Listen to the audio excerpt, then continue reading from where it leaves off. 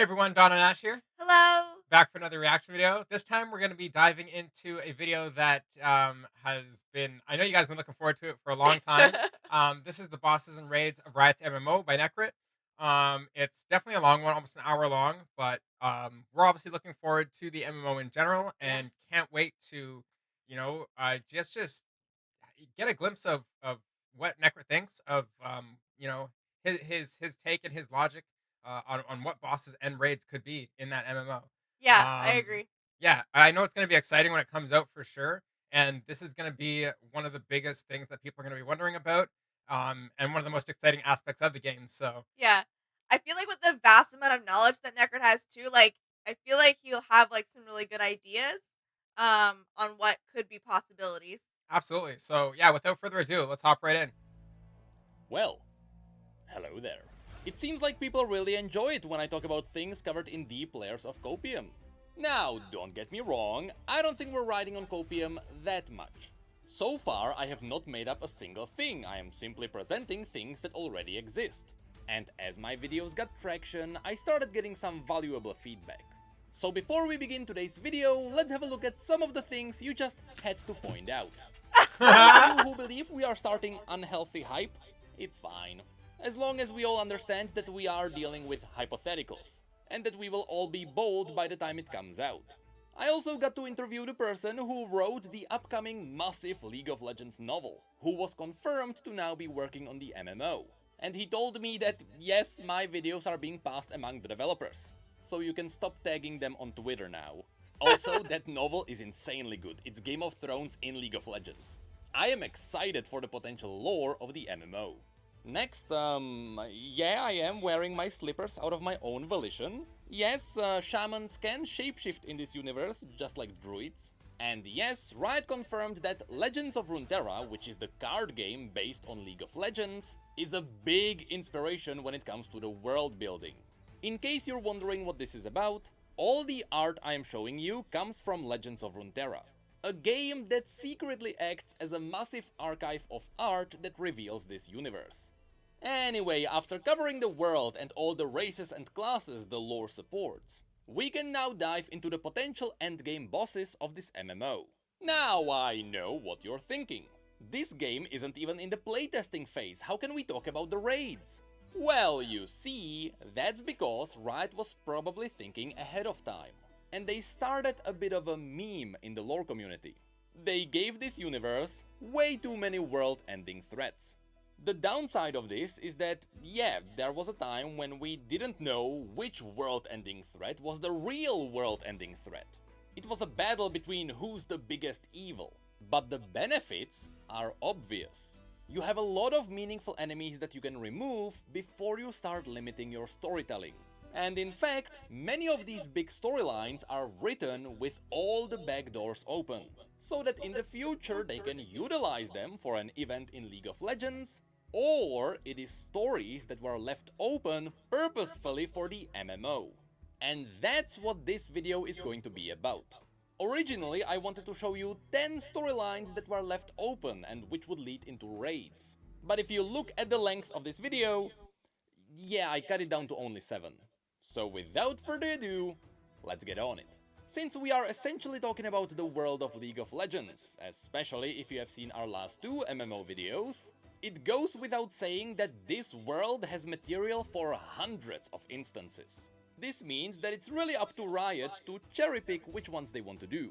And since in this video I am only going to mention 7 of these, it is highly likely I am not going to mention the one that you would like to see.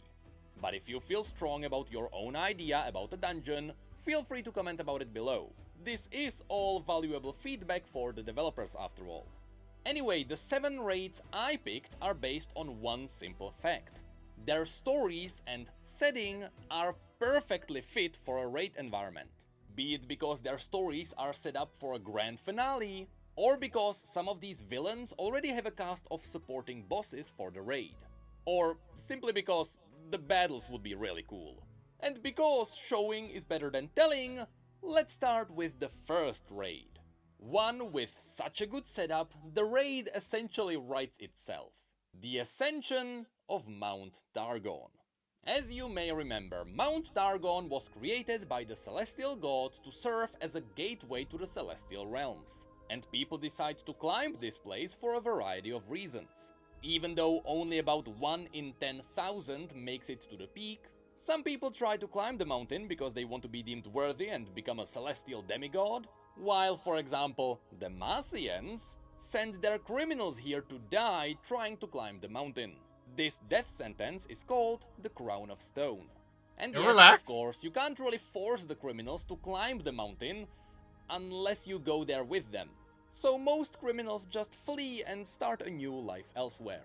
Also, at the peak of the mountain, we can find Aurelian's soul, the Star Forger. The reason why he is here is because of the crown he is wearing. Long story short, thousands of years ago, when people noticed that Aurelian was crossing the stars, they started worshipping him, which boosted Aurelian's ego. And they crafted him a crown of celestial star metal. Aurelian, already being quite egoistic, donned the crown, only to realize it was a mind-controlling device. In reality, it was the celestial aspects who wanted to hold Aurelian's power the entire time. Now, to be fair, the aspects are using Aurelian's powers for good cause. They are using his celestial fire to purge the void from Runeterra. But still, it is the celestial aspects who enslaved Aurelian. Anyway, Riot can make up a billion reasons why we should raid this place. Though I doubt we would be able to fight Aurelian's soul at the very peak. You know, he is made out of space. But maybe we need to reach the peak to borrow some of his powers. Or maybe we need to kill a rampant aspect. Or maybe we just need to reach the celestial realm for another reason. Simply said, it is easy to make up a reason for this raid to exist. What's more interesting is the setting of this raid. At different levels, the mountain presents you with different enemies. So let's start with what would happen once you enter the raid. You start at the bottom of the mountain, where you are very likely to meet Chip.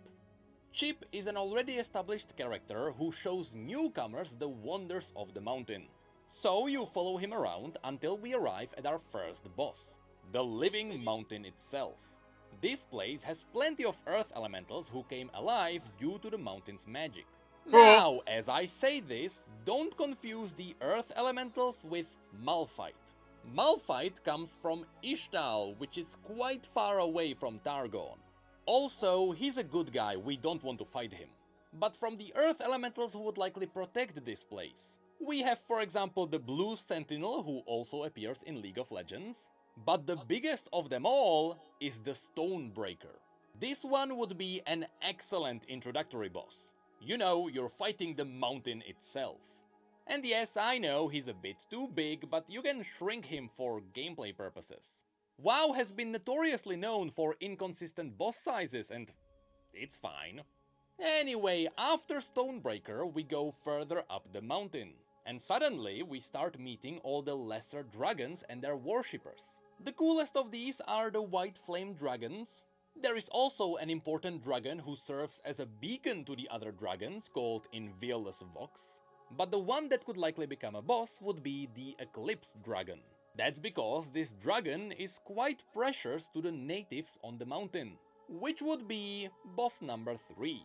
You see, further up the mountain, we start encountering the tribes. There are the Lunari who hide in the shadows because they are being suppressed and they are relatively friendly, just like the Rakor. But the Solari are fanatics who blindly protect the celestial realms at any cost. Even in the cinematic you can see how they are protecting the gateway that is leading to the peak of the mountain. And even though it would be cool if Riot allowed us to fight Leona herself, champions in League of Legends tend to wear pretty thick plot armor. So instead, it would be cool if we could fight one of Leona's champions, the one known as Daylight Spear, Ravun. Anyway, after defeating the Solari protecting the gateway, we would get near the peak.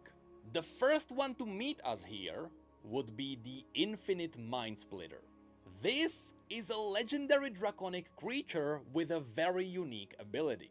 It is told that its gaze gives you so much knowledge and insight that your mind crumbles beneath it.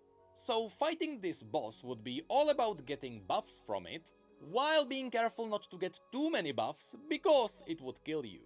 And then, after getting past the Infinite Mind Splitter, we would arrive at the last stand of the mountain, That'd be an interesting the boss fight. Arbiter of the Peak. The last Guardian standing in the center of the peak, separating mortals from the celestial realms.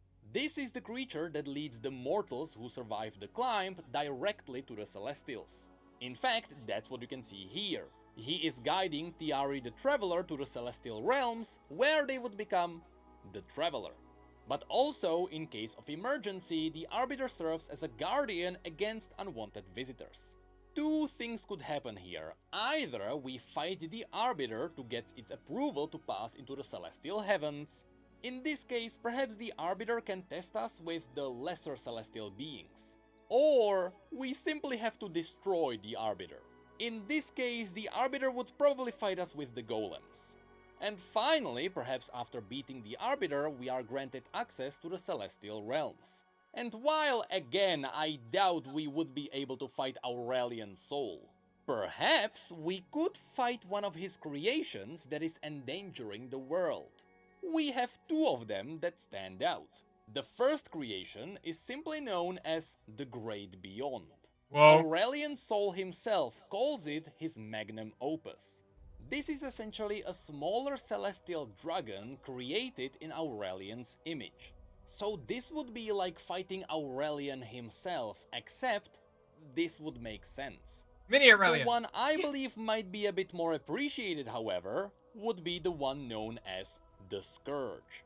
This is also a celestial being created by Aurelian himself, but League of Legends players might recognize this one as the pure celestial version of Baron Nashor. It is believed that the physical Baron was born out of the pure image. So, the Scourge being the final boss would be a really cool nod towards the League of Legends community. See what I mean? I just made up a 7-boss raid in a heartbeat. And I skipped a lot of details just so this video wouldn't be too long. There are the celestial beasts, the demons trying to consume the heavens, the dragon roost near the peak where dragons are born, the starhounds, Esmus, the breath of the world, and so on. Designing this raid was simple because the lore and the setup is already there. Once again, I did not make anything up. All of this already exists in the universe. And Runeterra has a lot more places just like this one. So, let's have a look at raid number 2. I want to fight the little The one puppy raid boss. I Yeah. know as a fact people would love to see is a Darken Raid. You can pull this off in a lot of different ways, but since the roots of the Darken lore are in Shurima, the raid would most likely be in the deserts.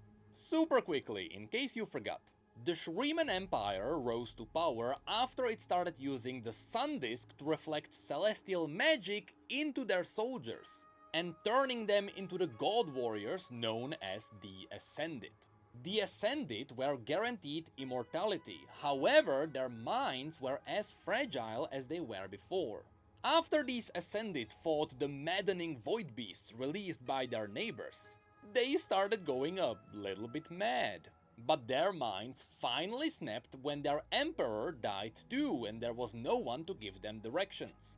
The story goes that a Darkin known as Zolani, who used to be a great healer, invented blood magic and used it to heal the other Darkin, by which she also infused them with the blood magic, with a secret plan to use the blood magic later to control them all. This was Zolani's secret plan to stop the rampaging Darkin. Unfortunately, the Celestials noticed that the Darkin were very dangerous, and they started sealing them inside special weapons. The sad part is, Zolani herself was also sealed inside her blades. So since Zolani was sealed away, there was nobody to control the others. And as a nice bonus, the remaining Darkin were now empowered with blood magic. Fortunately, in the end, the Celestials sealed all the remaining Darkin inside their weapons too. But stupidly enough, the Celestials let mortals to safeguard these Darkin weapons. So of course, some people were tempted to pick up the weapons and use them for their wars. At which point, the Darkin immediately dominated the minds and bodies of those who picked them up. Way to So go. yes, these rampaging god warriors managed to free themselves. So now, let's quickly go through those who would serve as big raid bosses. Perhaps the most famous one, and as far as we know, the most powerful one, is Aatrox. After Aatrox was sealed away, his blade was picked up by a random warrior in the north. Of course, Aatrox immediately dominated the warrior's body, and since then he's been using blood magic to drain the dead around him, and make himself bigger. That's what you can see in his old cinematic. He starts small but gets bigger the more things he kills. In fact, it got to such a point where Aatrox became the only being to ever kill a celestial god. As I mentioned in the last video, Aatrox stabbed someone wielding the power of the Aspect of War so hard, the Aspect of War was wiped from the stars. So out of all the Darkin, Aatrox is the ultimate end boss. Besides Aatrox, as mentioned, the second most important Darkin is Zolani. Now, Zolani has canonically not returned yet, but Legends of Runeterra is teasing that she might come back in the future. Also, as a fun fact, in the most recent cinematic, you can see that Talia and Kaisa arrive in front of the faceless statue of Zolani. Next, there is also Varus, a Darkin who was sealed inside a bow inside a well, and he got freed after 2 hunters fell into the well. So now, Varus's body is actually occupied by 3 souls, the 2 hunters and the Darkin. One could say he's the embodiment of 2.5 men. And there is also Kain, the one holding the scythe of a Darkin known as Rast. But as far as we know, Kain is pretty good at resisting Rast's power, so I doubt Rast would be freed. Also, Kain is a League of Legends champion, so in order for Rast to come out, Kain would need to die. And I don't think that's possible with all the plot armor. But we are still not done yet. Next, from the lesser known Darkin, there is also Horazi, who was sealed inside a small emblem, Naganeka of Zurita, who was sealed inside a giant ballista. As you can see, she looks a little bit like a chicken, and that's because it is believed that a chicken touched the ballista and the Darkin took over the chicken's body. And lastly, there is Tarosh, who was sealed inside a massive halberd. The reason why this Darkin raid would work is because all the Darkin have a common goal. They all hate Zolani. They see her as a betrayer who was trying to control them. So in this raid, we would likely fight the other Darkin as we are trying to get to Zolani. And after we kill her, we would face Aatrox as the final boss, since all the Darkin wars began with Aatrox and Zolani starting a civil war. Also, it turns out that Aatrox was the general of all the other Darkin, so killing Aatrox would be the perfect end to the Darkin chapter. But let's not forget that Riot is already teasing a new Darkin. The next champion in League of Legends might be a dog that picked up a Darkin dagger. And if you're wondering why we would raid this place, first of all, the Darkin are pretty one-sided bad guys, but we could be led here by Nasus and Sivir. Nasus is an Ascended who avoided corruption, so he would be likely happy to put down his former brothers and sisters. And Sivir is holding the very first blade to be ever used to seal a Darkin. So once again, the lore is already there. And aesthetically, we have a good idea of what it would look like too. We would start outside around the temples of Zolani, which look creepy and corrupted. And later we delve beneath them to where the land is tainted by blood and death. Very cool. Okay, so before we get into the next part, I think it'd be cooler because like if Zolani's like a betrayer to the rest of the Darken or whatever, it'd be cooler if like she technically was using you to help her towards a goal, and like she escaped, and like you still have to fight Aatrox or whatever as part of helping her do something, and then she was her own boss later on. Yeah. But super cool so far. Like learning a lot, and they're based on him just like showing all the pictures of all the like not main bosses, but like I guess like kind of just like side characters or whatever Yeah. that are complementary to um like for example when he's talking about the Celestials or whatever, it's just all the all the ones like I didn't know about on the side, like him, showing that celestial dog thing that I said would be fun to fight as a boss or whatever. Yeah. And when I say fight as a boss, like it'd be cool, like if even when you get to bosses like that, it's more of a just interactive event. Like maybe the dog makes you do some hilarious, really like out of left field thing where like you have to do something with like fetching a bone or something like that because he's the big one I was now gonna and say like a you're mini the little one. game or Yeah, something. yeah, Yeah. something like that, right? And yeah, no, there's just a lot to learn. And honestly, as he's going through each region, I expect to just kind of be um just picking up new pieces of lore that I wouldn't have expected. Like you said, I already kind of knew that Riot had they just have a ton of lore to pick from. So as far as like which dungeons they're gonna do, so far the ones that he's picked, I feel like were a bit obvious.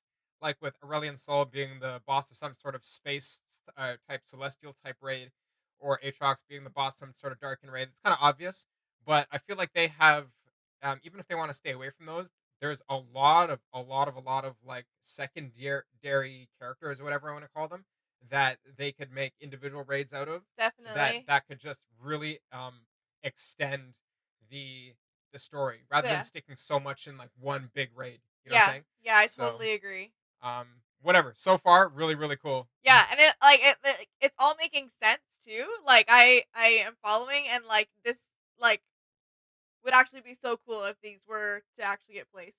I mean, who knows? Yeah, the game. I don't have any expectations. I just know that it's gonna be great. Like I know it's gonna be great and really fun to experience. So, all right. For the Next. next raid, let's stay in Shurima. Because if there is a raid I would personally love to see, it is the raid on Onnarimazeth, a city that is in ruins. I'd love to That's go to because Shurima. Onnarimazeth was the place where Shurimans tried to build the very first sun disk. This first version failed, and instead of the Ascended, it was only producing the Bakai, which are broken, twisted versions of the glorious Ascended. And in the end, the entire city collapsed onto itself. After that, the Shurimans tried to build the sun disk again, but this time in the middle of the desert. But now, why would we want to raid these ruins?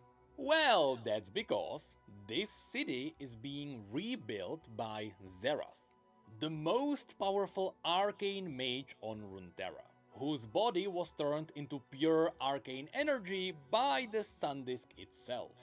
Long story, shorter.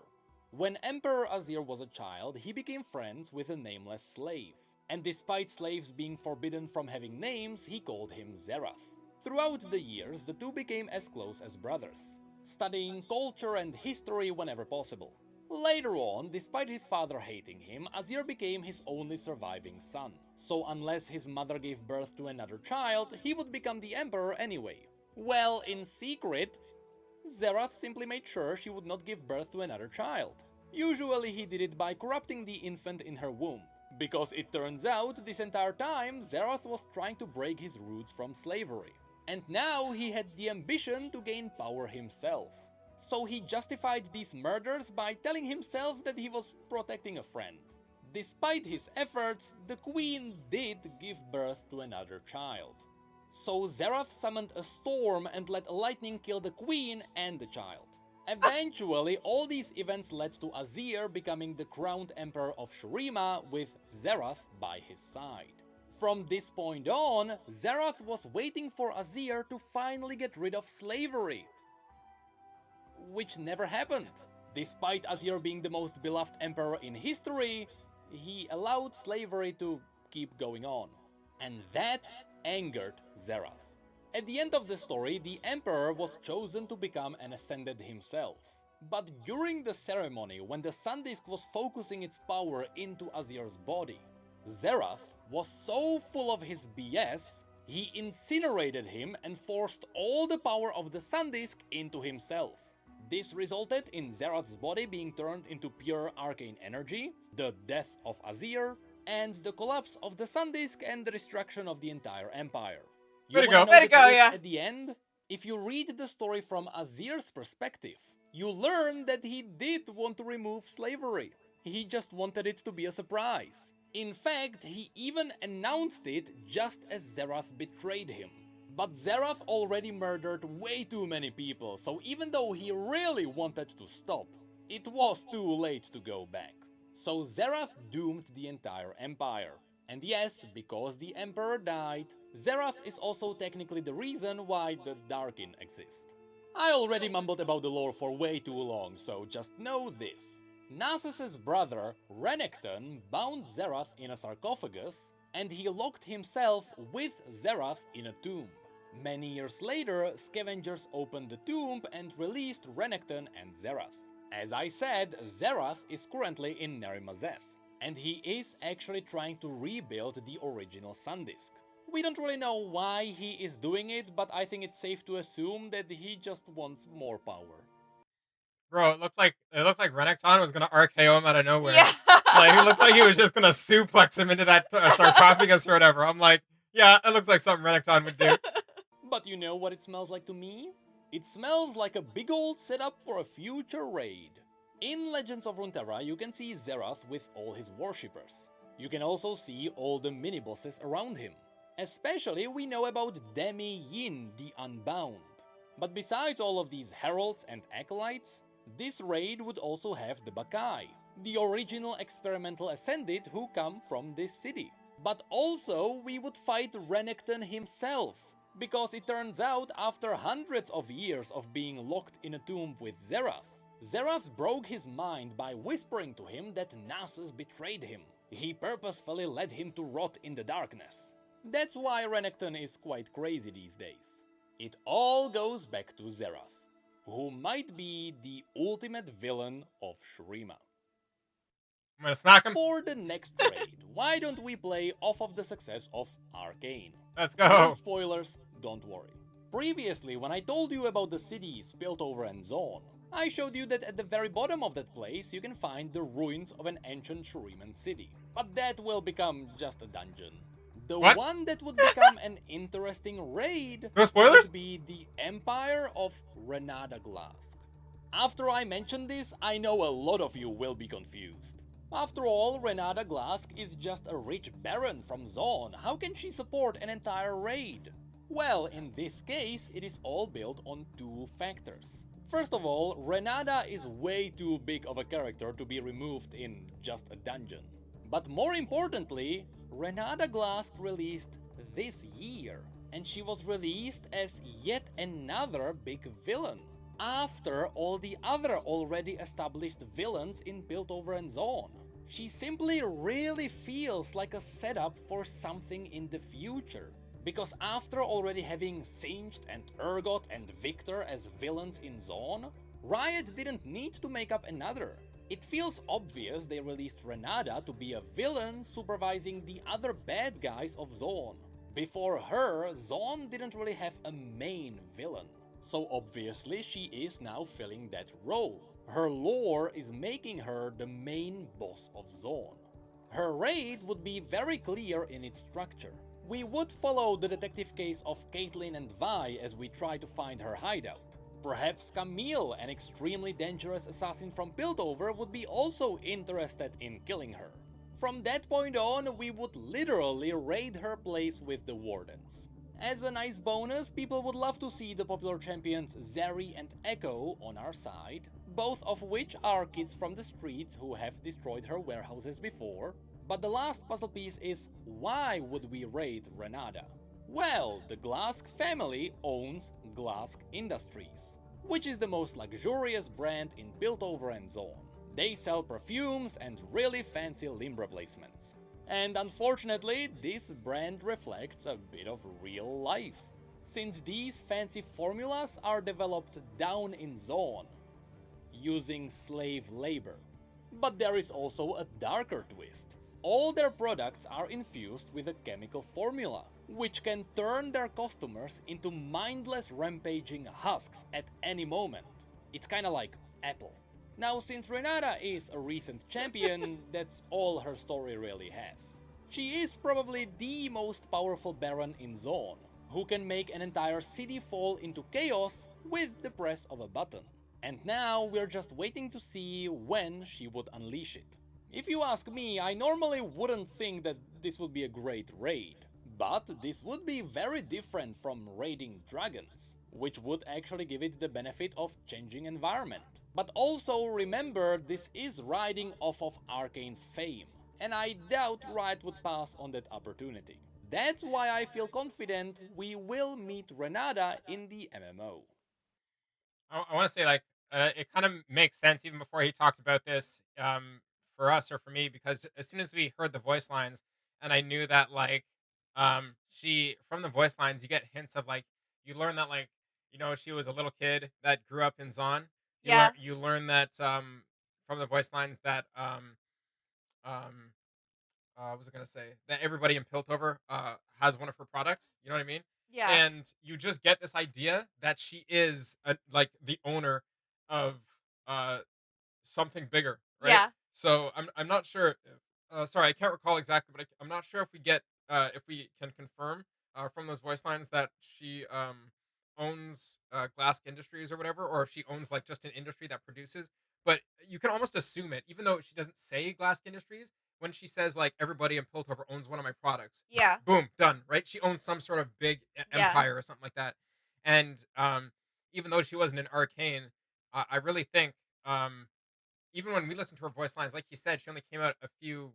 Like really recently, like a year ago, I Yeah, think. right. So I hope to see her in season 2. Yeah. I think as she would fit wonderfully into the MMO as a raid boss as well. Yeah, I totally agree. And like like you said, ever since we met her, saw her, um, we've definitely thought that she's had this like bigger story yet to unfold. Yeah, absolutely. So that'd be perfect for the MMO. And now we are diving into the top 3 raids. Noxus, I here we am go. extremely confident that some form of these will be in the MMO. That's for 2 reasons. First of all, these big villains are way too big to be ignored. We are talking about characters in the style of Arthas Menethil. But also, their lore turns them into world-threatening enemies that have to be dealt with the first of these being Viego, the Ruined King. There is not a sliver of a doubt we will see the Ruined King in the MMO. You can point a gun to my head, tell me to guess a villain in this MMO, and I will smile knowing that I survived. It would be unimaginable to ignore him. Now, the issue lying in front of me right now is that Viego's story is massive.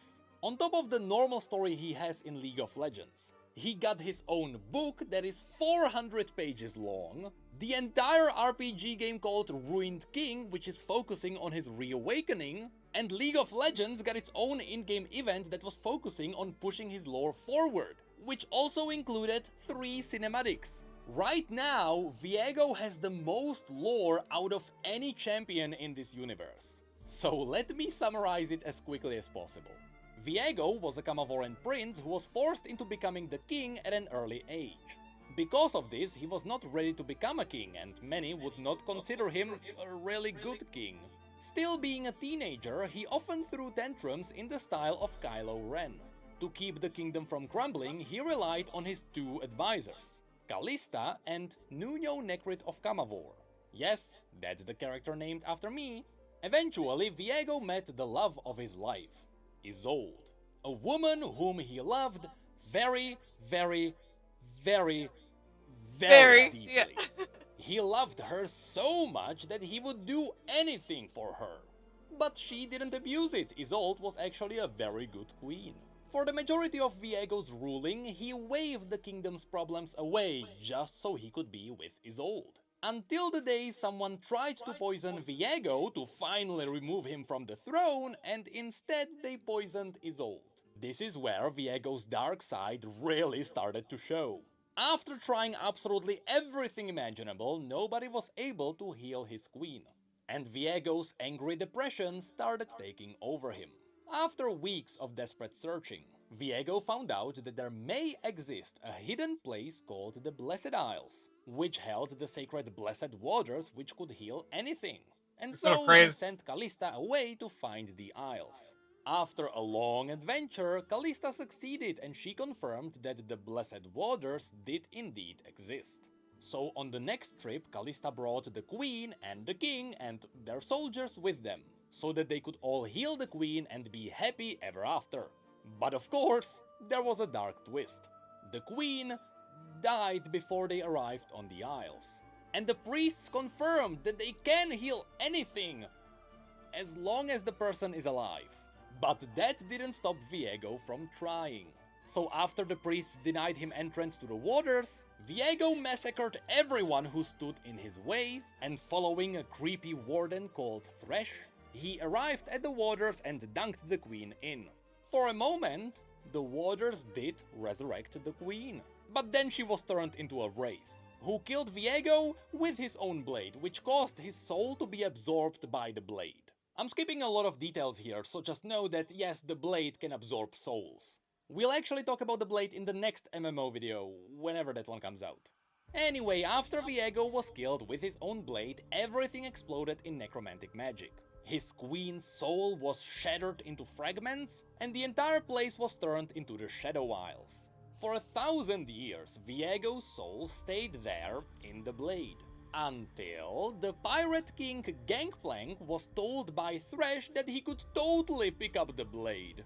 His mind was totally strong enough to resist the power of the king. Spoiler alert, it wasn't. And the moment Gangplank picked up the blade, his mind and body was dominated by Viego, who then used that body to fully release himself back into the world. After that, even though everyone's been dead for 1,000 years, Viego still wanted to bring his wife back, and so he started to unleash the undead with the Black Mist all around the world, in an attempt to find all the fragments of his queen's soul. Eventually he succeeded, and he actually managed to bring the queen's soul back.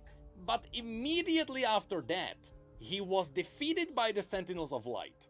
Remember the undead hunting class from the last video? That's them. And not only did they permanently destroy the queen's soul, because the queen didn't actually want to be resurrected, but Viego's entire story arc ended with him being teleported back to his homeland called Camavor, where he was banished until the present days. You can actually see the end of the storyline in the cinematic called Absolution. And this is why Viego is going to be an incredible boss in the MMO. He does have a lot of story behind him, but more importantly, this entire time we have only seen his young, reckless personality, where he acts like a child throwing tantrums, as he's constantly trying to help someone he is obsessively in love with. But the thing is, his entire life he was chasing his queen. He was ready to go beyond death just to be with her. But now he was imprisoned after learning that the queen didn't want to be with him, but also after her soul was permanently destroyed. So once Viego is unleashed from his prison again, instead of a cocky teenager, we are going to have a pissed off king who has nothing to lose. And that transformation into the Dark King is something I really wanna see. And you can only imagine what the raid is gonna look like.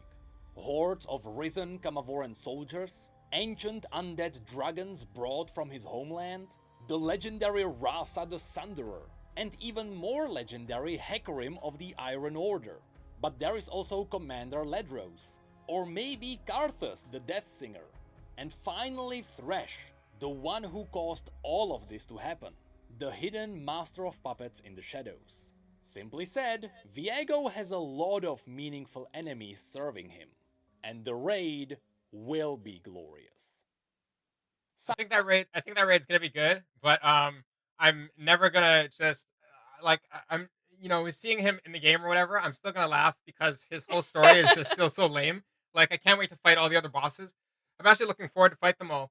Somebody confirmed that the rainbow character was Hecarim, the arcade or whatever. So I can't see Hecarim now without seeing him in his arcade skin from like Summoner Showdown 5. If you haven't seen a reaction to that, go watch that because it's just hilarious. But yeah, no, that whole story, like every time you go to a zone, and he talks about the main character, I'm very interested to see all the side characters. That's gonna be the majority of the raid. Like the big character, the big end one is kind of obvious, but I'm really interested to see how they're going to tie in all these other characters and what backstories they're going to tell about them and how they fit in, right? Yeah, like how they piece together the lead up to. Yeah, Yeah. that's exactly it. All right, let's continue. Side note, in the distant future, I kinda wanna cover the entire story of Viego. Wish me luck. For the next raid, we are not delving too far away from the undead theme, because it's time to cover the most brutal badass warrior this universe had ever seen. Super quickly, just for clarity. Timo? Viego's deathly magic is really undeath in its true meaning. When he's turning his enemies into undead souls, it's more like he is preventing them from dying, and he's turning them into somewhat living wraiths instead. So he's not really the master of death. As you'll see, that title goes to Mordekaiser.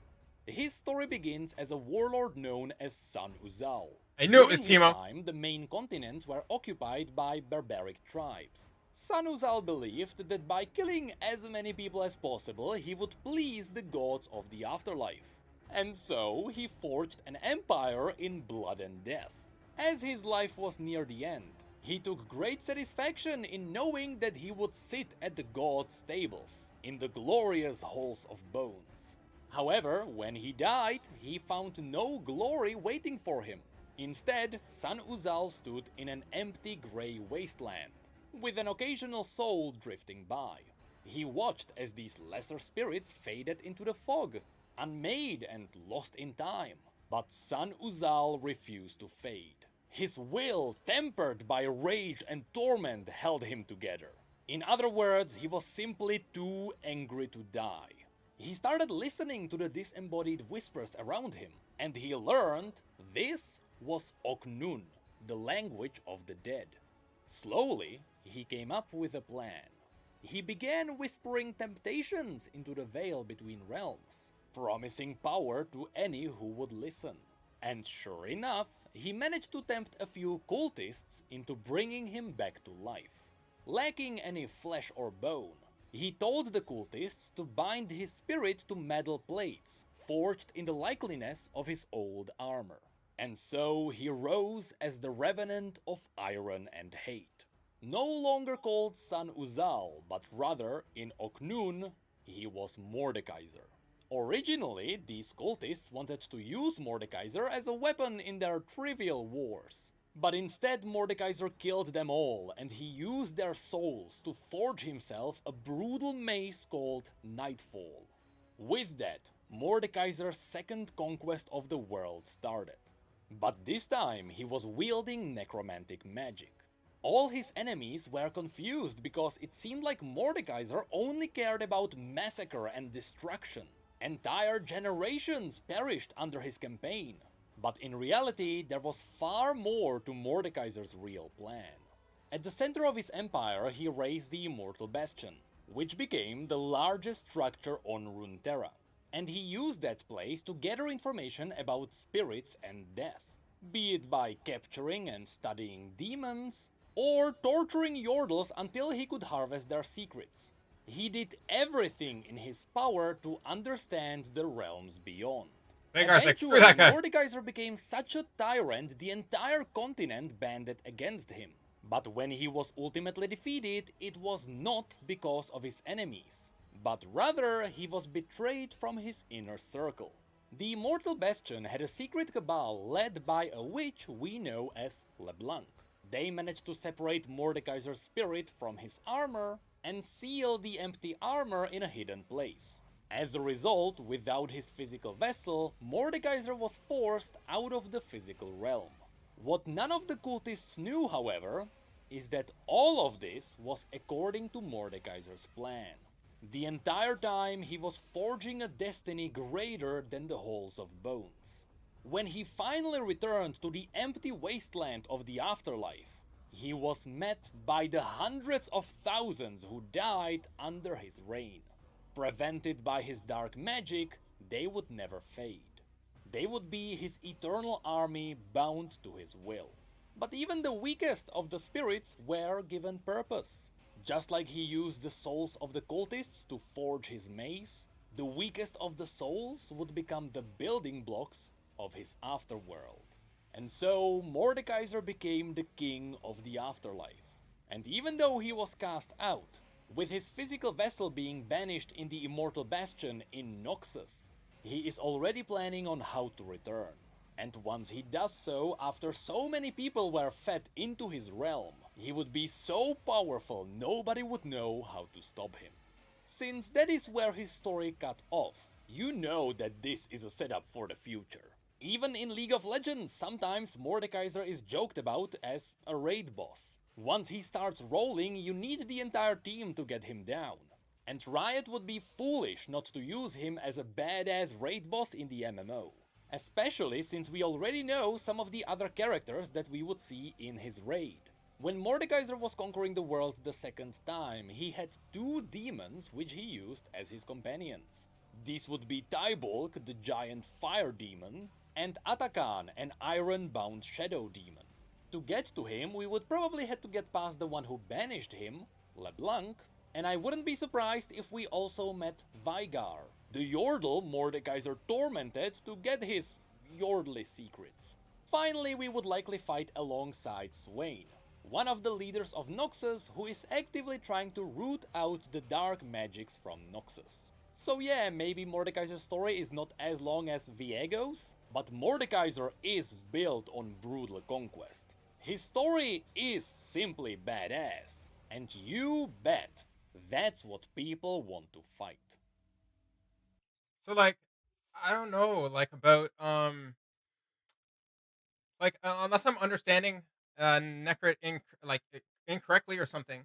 I don't know why we would fight Vagar if Vagar was tortured by Mordekaiser as like one of the bosses on, like, you know what I mean? On the Yeah. way, I'm like, wait, what is that what he was saying?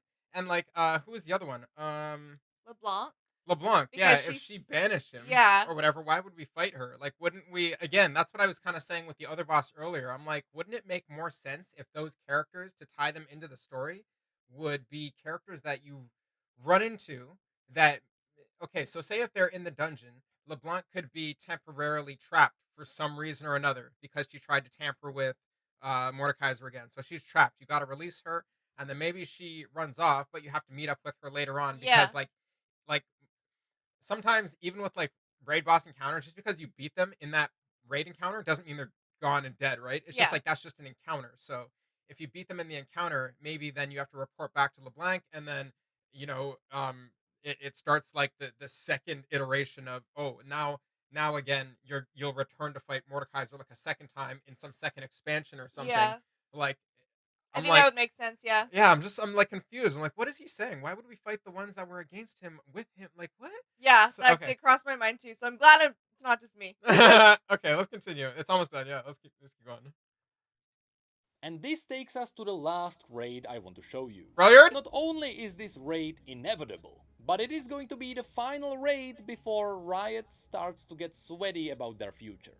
Because from that point on, they would be forced into making up new enemies. And that's usually when the lore of MMOs crumbles. With the ultimate endgame in Runeterra being the battle against the end of everything, the Watchers of the Void. Now, I know we already quickly summarized the story of the Watchers when we talked about the world, but we need to quickly do it again because if they get their own raid, it would be a really cool merging of multiple storylines of this universe. Basically, at the beginning of everything, there was nothing, just dark, empty void. Until there was a spark of light. This spark of light illuminated the darkness and revealed creepy entities we know as the Watchers, who before this event didn't even know about their own existence. Of course, since this first light woke the Watchers up for the first time since the beginning of time, the Watchers got annoyed and they decided to silence it so they could sleep again. As they drifted closer, we learned that this spark was indeed our reality. So to get rid of the light, the Watchers tried to poke it and taint it, but they were always too big to get through and deal with it themselves. So instead they reached into reality, stole something, corrupted it and released it back, in hopes that it would destroy the rest of the reality. But even that wasn't too successful. Eventually, the Watchers started whispering into the light, and the Ice Witch known as Lysandra answered. The Watchers promised her people immortality and great power. In exchange, they asked Lysandra to prepare her world for the coming of the Void. In secret, behind the backs of her two sisters, she agreed. The Watchers empowered the strongest of their followers and turned them into the Iceborn. And soon enough, the Watchers broke into reality in the Freljord. With it, Lysandra's allegiance with the Watchers was undeniable. But as the Watchers rose, for the first time, Lysandra got to see how horrifying they were. And she realized they came here to destroy everything. In desperation, Lysandra sacrificed her sisters and the Iceborn to use their magic to freeze the Watchers beneath the ice. But even that magic wasn't enough. Beneath the ice, the Watchers were only sleeping. They would break out should they try to wake up. So these days, Lysandra is kidnapping the surviving Iceborn. She freezes them in her fortress. She is then using their inherent powers to reinforce the ice. And she is feeding their dreams to the Watchers to keep them asleep. As a bonus, Lysandra is killing anyone who remembers the old days, and who could spill out that she actually kinda betrayed all humanity. See, this setup on its own is enough to support a raid. Let's say we raid the Frostguard Citadel, which is where Lysandra is keeping the Watchers frozen. First, we get there by crossing the Howling Abyss. This is the bridge that is incredibly iconic for League of Legends players. This is where you play ARAM. I bet you never noticed that at the end of the bridge, you can actually see the entrance to the Frostguard Citadel. And in fact, the ghastly shopkeeper is one of the soldiers who remembers the coming of the Watchers. After getting inside, we would fight Lysandra's frozen thralls. These are trolls that Lysandra twisted herself to serve her. But they are also supported by the Harbinger of Thralls, whatever that is. Then we would fight through Lysandra's army of the Draklorn. These warriors dedicated their lives to Lysandra, knowing that they are protecting the world from the end of everything. Next, we would face the most mysterious creatures of the Freljord. We don't really know what they looked like in their pure form. We only know what they look like after they were corrupted by the Watchers. And these would be the creatures with their very interesting names. There is She Who Wanders, They Who Endure, and It That Stares. Whatever these creatures used to be, now they are titanic, with their eye-beam disintegrating reality. Then of course we would have to get past Lysandra herself before we arrive at the Frozen Watcher. I think it's likely that we are going to fight one of these. And what's cool is that even though this is the toughest enemy this universe has to offer, even if we defeat it, we don't really defeat all the Watchers. That's the clever backdoor of this universe. We can't destroy them all. They are the primal force, there is an endless sea of them. If anything, our reality is a parasite in their void. So if we defeat a Frozen Watcher, all we really do is plug a hole. But the Watchers continue being a threat. Anyway, this Watcher looks strange, doesn't it? It's not really the floating eye that you would imagine. Well, that's because, as it is with all the League of Legends stories, there is a twist.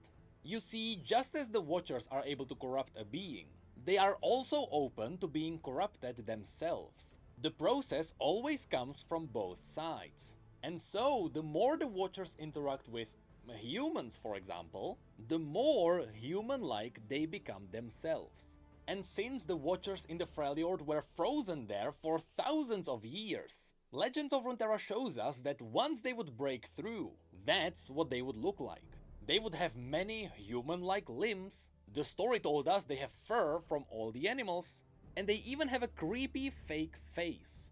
So no, this is not what a pure Watcher would look like.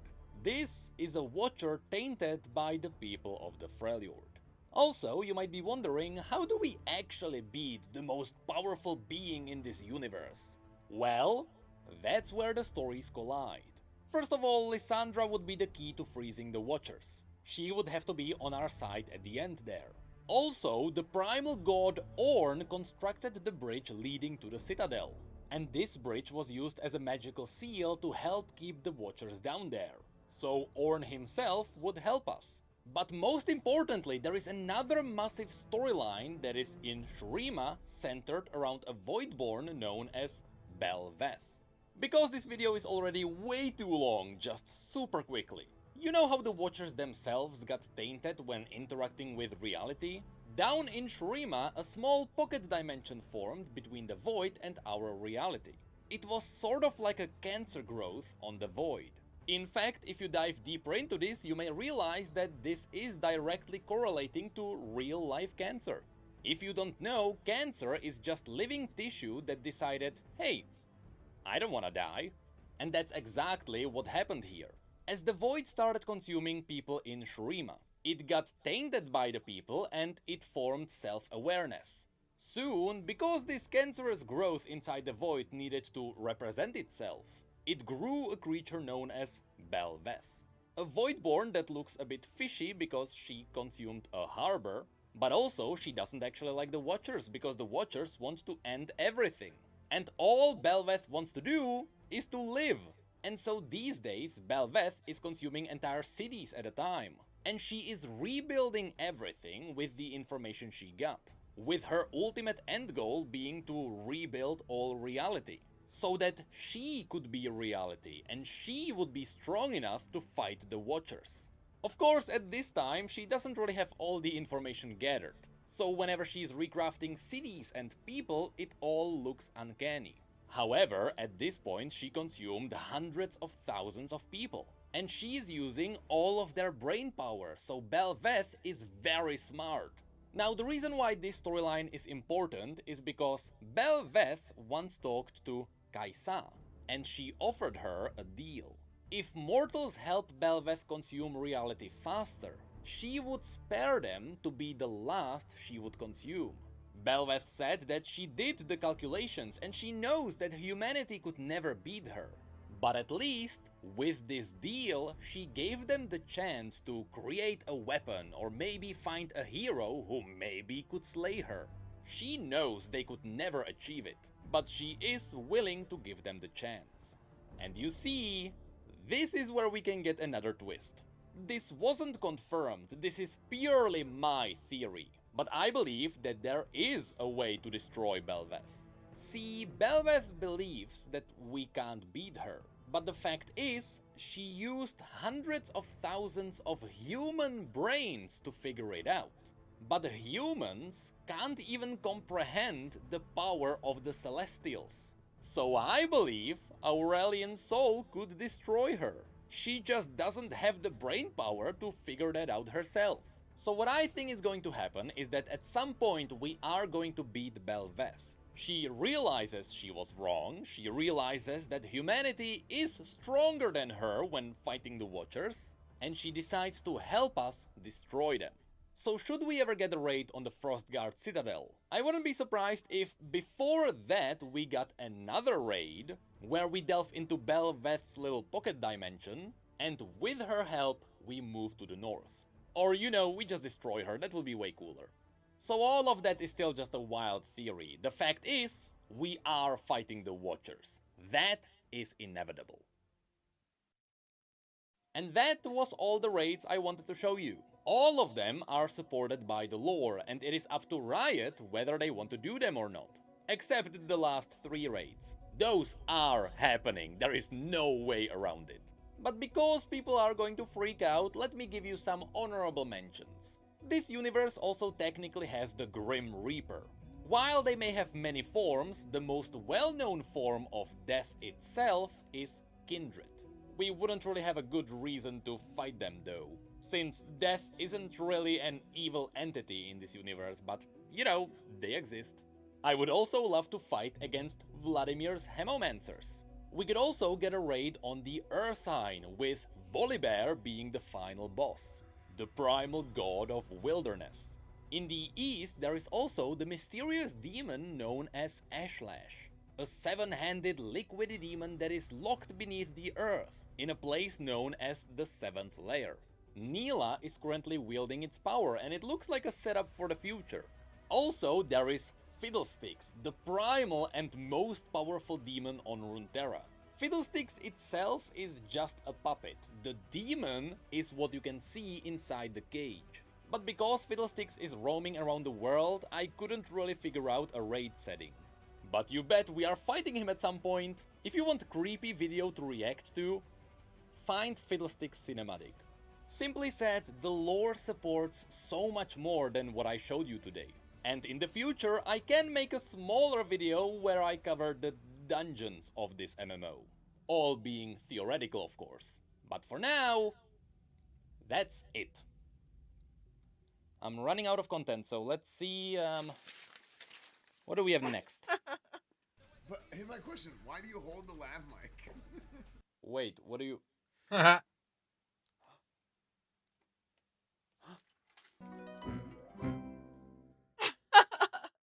Too funny. Yeah, so the bosses and raids of Riot's MMO. I feel like all these situations were very just obvious, like just picking honestly like the um biggest bad guys of each region kind of thing. Yeah, the biggest threats. Yeah. I think that like if Riot decides to take that route, I think that they'd be limiting themselves.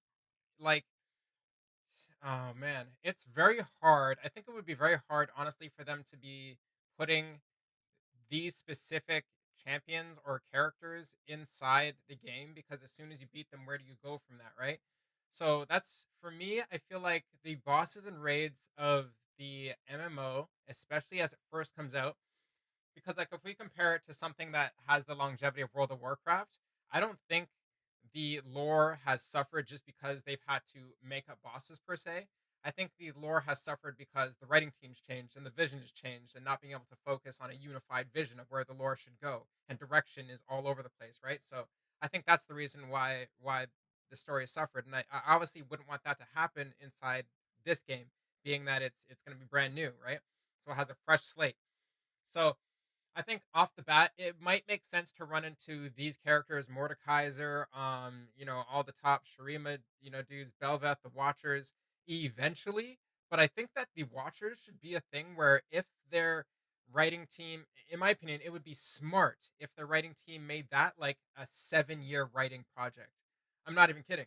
So like you might hear about the Watchers in the first expansion, the what we're gonna call the vanilla version of this MMO, right? Yeah, yeah. But I don't think you should encounter them until 7, 8, 9, 10 years down the road. Because an MMO isn't supposed to be a game that you beat and that's it. It really is supposed to be a game that you do play for years, especially because we can't ignore the fact that the way that the game is written, um, one of those factors is going to be how they decide to monetize the game or the monetization plan over years, right? Or how long they even think a game it can last. Yeah. And the answer is never, should never be, oh well, we only got writing content for a year or 2 years, or only I honestly don't think they do it like that.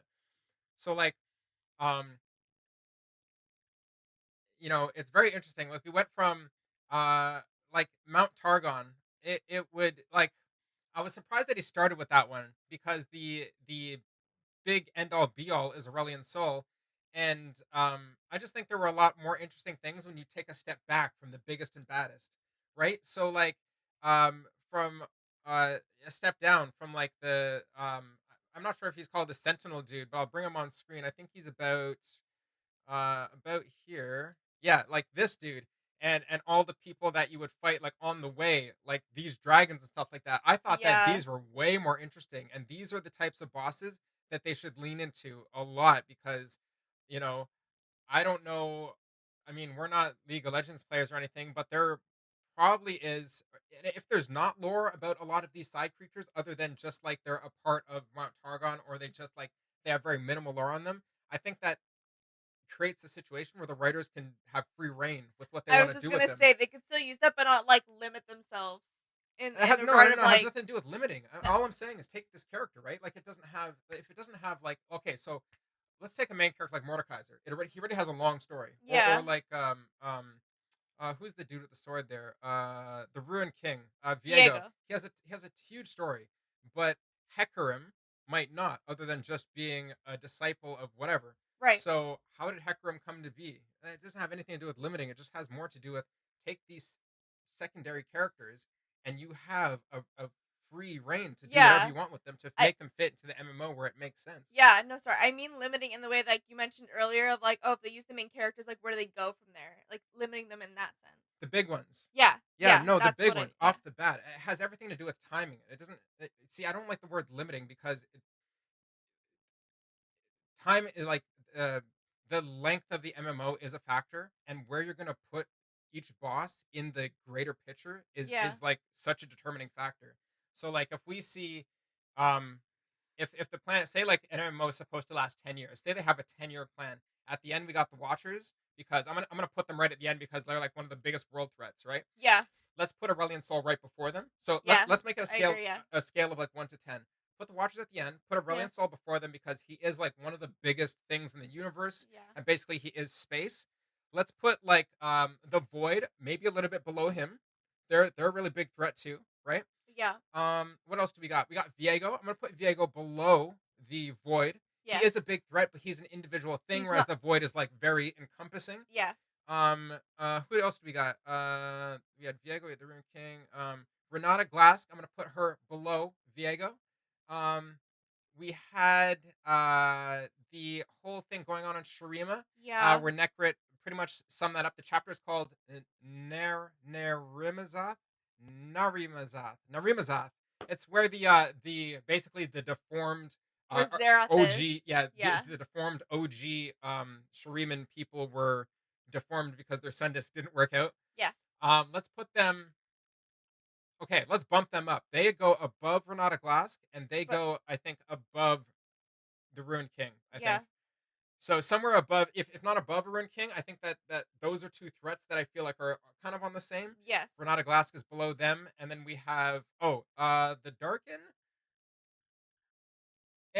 The Darken is I don't think they belong on the scale because of depending on which Darken you're talking about, the threat scale is different. Yeah. So if we're just gonna run into Varus by himself in his own side raid or side dungeon or whatever, and him not be a part, or maybe we run into him in his own dungeon, we defeat him, but then we run into him in a bigger dungeon as well, and it's just like I don't see anything wrong with running into characters again and again and again in different events or different Yeah. scenarios because as long as it makes sense to the story, I was gonna say, yeah. you can we could run into Varus 6 times before we actually fight him in the final raid. You know Yeah. what I'm saying? So Yeah, I agree. yeah, I don't think that won't work with Aatrox. Of course, you shouldn't run into Aatrox like 6. It doesn't make sense, right? No. But, yeah, he should just be a part of the final The raid. final one, yeah. And again, that's only if they decide to include those big characters, because if they do that, it's like you kind of are limiting your story. Like, where do you go? You can't.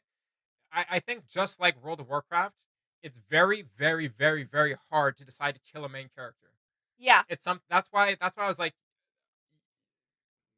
from a longevity perspective, from a player perspective, from my own player perspective, and from if I try to put my mindset and my shoes in the the place of the writers, I would stay away from the main obvious bosses: Aurelion Sol, Aatrox, the Darken, Viego, Renata Glass. I would stay away from most of them, and make sure that they're what they give to the world and the story overall is at minimum like a 3 to 5 year thing. Like if a character can't give me at least 3 to 5 years of story, maybe they don't belong in the world because it just seems like such an unimpactful or uneventful, or you know what I mean? I think that MMOs, the stories of MMOs, should always include things that are very meaningful, and not too much fluff.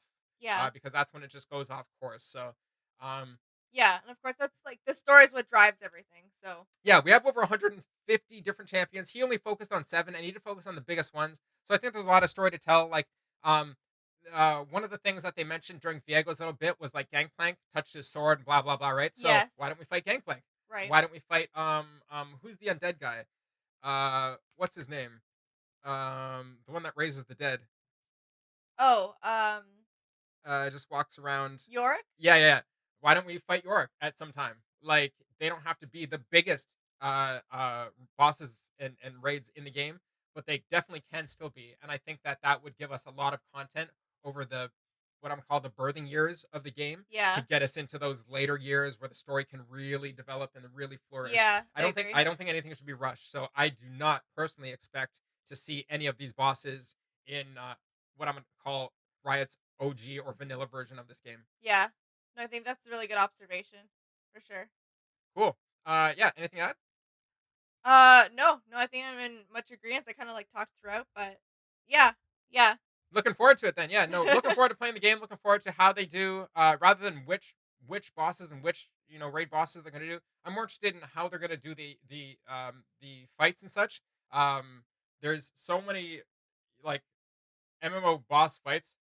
Have There's so many like different takes and interesting takes on how they can unfold and stuff like that. yeah, So I'm just so interested in how we're gonna be able to experience these boss fights, these dungeons, these events, etc., etc. You guys let us know what you think on the bosses and raids that he picked. Whether it's obvious, whether you think they're gonna be in game, or whether you think they maybe should not focus on these. Like I was saying, what's your take? Let us know in the comments down below. And yeah, I guess just let us know how much you're looking forward to the game. And if you think that, I guess my one main question is if you think that any of these bosses that Necro put in this video are going to be in the first even 3 years of the game, or if it's something that you think they should save for like 7 years plus, 7 to 10 years, or even beyond that. yeah, Because honestly, because of the core reason that you want the game to last longer. Um, Anyways, that was super fun to watch. It was super fun to learn about. For me, again, I'm gonna stress that it was fun to even see the pictures of the not so obvious kind of second tier bosses or monsters or whatever you want to call them. They were really cool. The designs of them are really cool. I yeah, can't wait to see them in the game. yeah. Honestly, as moving 3D creatures. I agree. It was so nice to see them because it made that world so much bigger to us too. 100%, 100%. So, yeah, let us know what you think in the comments down below. And other than that, please like, share, and subscribe. And we will see you in the next one. All right, bye. Bye.